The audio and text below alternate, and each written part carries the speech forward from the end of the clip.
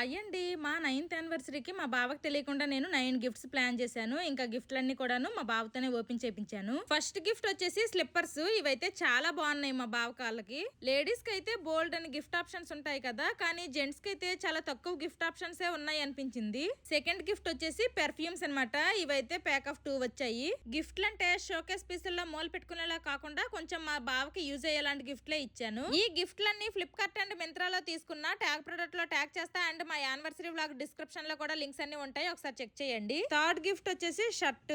గిఫ్ట్లు ఓపెన్ చేసేటప్పుడు మా బావ ఫేస్ లో ఆ హ్యాపీనెస్ చూస్తే ఈ పాటికి అర్థమైపోయి ఉంటది కదా. మా బావకి నేను ఇచ్చిన గిఫ్ట్లు అన్ని కూడా చాలా బాగా నచ్చాయి. ఇంకా ఫోర్త్ గిఫ్ట్ వచ్చేసి ఇలా కాఫీ మగ్ అనమాట. దాని మీద 9 years టుగెదర్ అని వచ్చింది. ఫిఫ్త్ గిఫ్ట్ వచ్చేసి క్యాషీ వాచ్. మాకు పెళ్లి అయ్యేసరికి మా బావ దగ్గర ఈ క్యాషీ వాచ్ ఉండేది, కాకపోతే పోయింది. ఆ తర్వాత ఎన్ని వాచ్లు కొనుక్కున్నారు కానీ క్యాషీ బ్రాండ్ లో వాచ్ అయితే కొనుక్కోలేదు, అందుకే క్యాషీ వాచ్ అయితే ఇచ్చా. నెక్స్ట్ సిక్స్త్ గిఫ్ట్ వచ్చేసి పర్సు. అది కూడాను చాలా బాగుందని చెప్పారు. మంచి లెదర్, దాని మీద లయన్ బొమ్మ వచ్చింది అనమాట.